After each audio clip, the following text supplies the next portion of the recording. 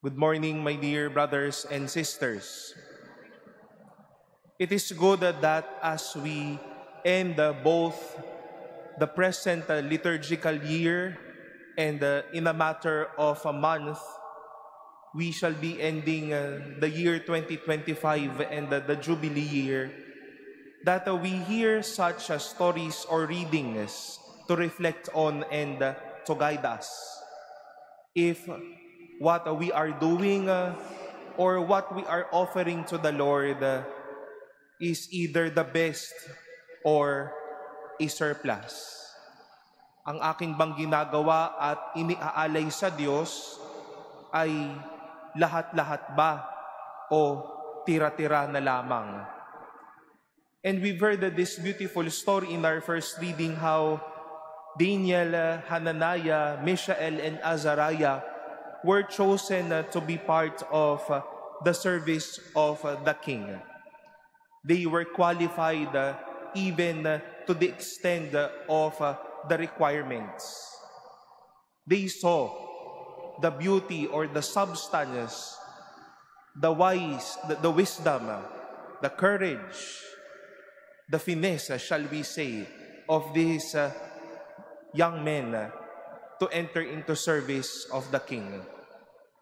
Buo, lahat-lahat ang ibinigay. Nakita nilang itong mga taong ito, hindi kapritsyo ang ibibigay, kundi ang lahat para sa Diyos.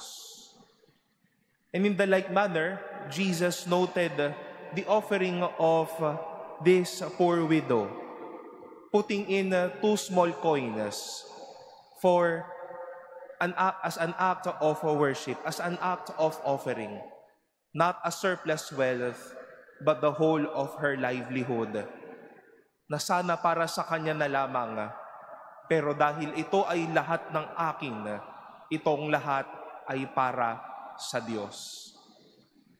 Let us go through and turn our inspiration to these people in today's readings. Hindi tira-tira ang ibinibigay sa Diyos, kundi ang lahat-lahat. Maybe this time that we spare before we continue work is not a surplus, but Lord, this is my everything because I want you to be everything in my life. The things that you share to your family, even to yourself, even to friends, your time, your presence, your gifts are not surplus wealth, but the whole of your heart and even of your own pockets, shall we say. Dahil hindi tayo nagbibigay ng kapritsyo sa iba at sa Diyos, ang binibigay ho natin the best. Ibigay po natin ang lahat-lahat sa Diyos at hindi po ang mga tira-tira. God deserves the best and the everything that we have. It is not for Him to receive what is small, what is weak, what is too little, and what is not that rich. To God, who gives everything and in plenty, we all give the best because He truly deserves the best.